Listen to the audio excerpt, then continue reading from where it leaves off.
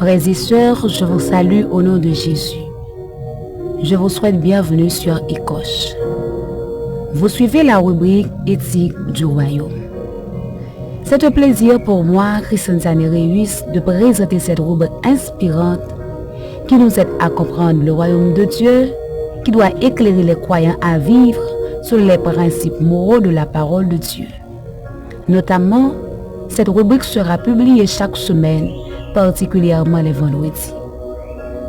Face à un monde où les gens pensent que leur liberté, leur libre arbitre leur permettent de vivre selon eux, selon leurs propres désirs, une telle rubrique est importante pour nous aider à mieux nous positionner face à la déviation des vérités, aux confusions morales, au manque de repères et nous aide également à comprendre les valeurs et principes du royaume de Dieu tout en nous servant de boussole.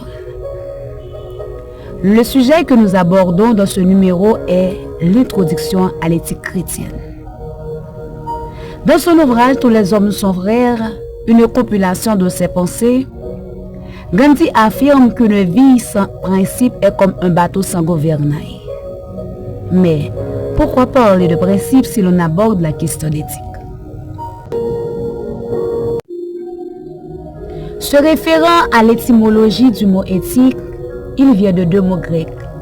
Éthikos qui signifie chose morale, ethos qui signifie caractère, mœurs, habitude. Parlant du mot éthique dans le sens général, ce mot résume l'ensemble des caractères et des habitudes morales. En d'autres termes, l'éthique est considérée comme la science de la conduite. Mais pour nous qui sommes chrétiens, le mot éthique se définit comme étant la science qui traite des sources, des principes et des pratiques qui ont rapport avec le bien et le mal à la lumière des Saintes Écritures et à la raison, selon le luthérien et les Squeezer. De là, si la définition de l'éthique chrétienne découle des Saintes Écritures, que pouvons-nous donc en déduire de l'éthique du royaume? En général, chaque maison, chaque famille, chaque institution, ainsi que chaque royaume a une mode de fonctionnement propre qui définit son identité. Maintenant, qui connaît les principes d'une famille, d'une maison ou d'une institution, si ce n'est les gens qui en fréquentent constamment ou qui en font partie? Il en est de même pour le royaume de Dieu.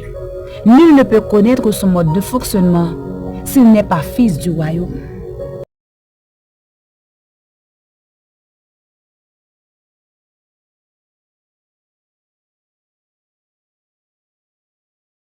De là, si la définition de l'éthique chrétienne découle de cette écriture, que pouvons-nous donc en déduire de l'éthique du royaume? En général, chaque maison, chaque famille, chaque institution, ainsi que chaque royaume a une mode de fonctionnement propre qui définit son identité. Maintenant, qui connaît les principes d'une famille, d'une maison ou d'une institution, si ce n'est les gens qui en fréquentent constamment ou qui en font partie? Il en est de même pour le royaume de Dieu. Nul ne peut connaître son mode de fonctionnement s'il n'est pas fils du royaume.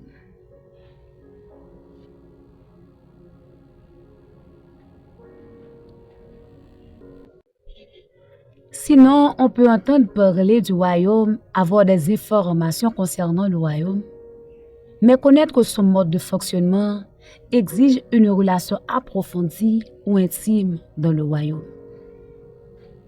Pour nous, étant que chrétiens, nous ne sommes pas uniquement des informés concernant le royaume, mais des fils. En Matthieu 18, verset 14, Jésus nous enseigne que celui qui est son frère, fils du roi, est celui qui fait la volonté de Dieu. Étant que fils qui vivent dans le royaume de Dieu, il nous révèle des choses secrètes. À tous ceux qui sont proches de Dieu, il choisit de dévoiler certains aspects de sa volonté. Il nous révèle des choses intimes de son plan ou parfois des vérités concernant l'humanité par le biais de la révélation divine. Dans Jean 14, verset 17, Jésus nous dit que nous recevons le Saint-Esprit qui est l'Esprit de vérité en mentionnant que le monde ne peut recevoir cet esprit, ce qui implique que l'Esprit de vérité est réservé à des particuliers, des fils. À cet effet, si nous désirons connaître le fonctionnement du royaume de Dieu, il est un impératif de nous approcher de lui chaque jour. Car autant de fois que nous nous approchons de lui, c'est autant que nous renforçons notre intimité avec lui. Autant de fois que nous sommes en intimité avec lui, autant il nous confie ses secrets. La Bible nous le montre clairement dans Matthieu chapitre 11, verset 25, où elle nous montre que Dieu ne confie pas ses secrets aux intelligents, mais à ses enfants. Donc, notre intellect peut nous aider à avoir des informations sur le royaume, mais quant à ses secrets, il nous faut l'esprit de vérité pour les connaître.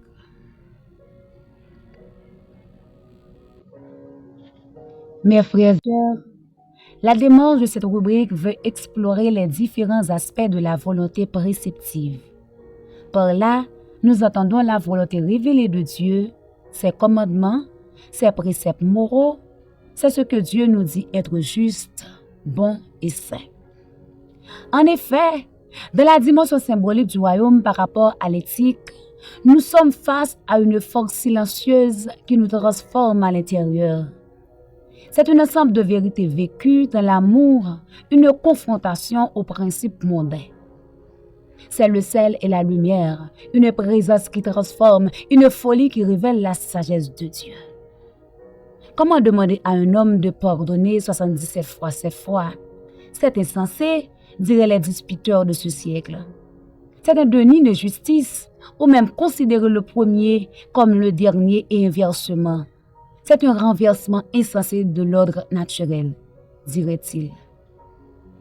Comment donner le même salaire à un homme qui travaille depuis l'aube, à un autre qui arriva jusqu'à la fin de la journée? En effet, c'est précisément de cette folie que réside la sagesse de Dieu. C'est une logique inversée qui guérit là où la logique du monde blesse. La puissance du monde s'exprime par la domination, mais la puissance du royaume s'exprime par le service. La valeur du monde se mesure par ce qu'on accumule, mais la valeur du royaume se mesure par ce qu'on donne. Vivre cette éthique, c'est parier sa vie sur le fait que l'amour est en définitive plus fort que la haine, que le pardon est plus créateur que la vengeance, que le pardon est plus créateur que la vengeance et que la vie donnée est la seule véritablement gagnée. La perversité du monde nous pousse au désespoir. Nous évitons à croire que le mal a déjà gagné.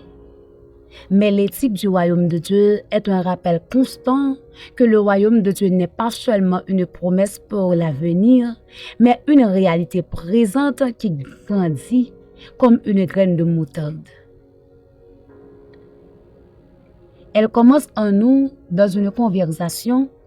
Nous choisissons d'encourager au lieu de critiquer. Dans une transaction, nous choisissons l'honnêteté au lieu du gain facile. Dans une transaction, nous choisissons l'honnêteté au lieu du gain facile. Dans le silence de notre cœur, nous choisissons de pardonner au lieu de ruiner. Chacun de ces choix est une brique du royaume posée au milieu des ruines du monde.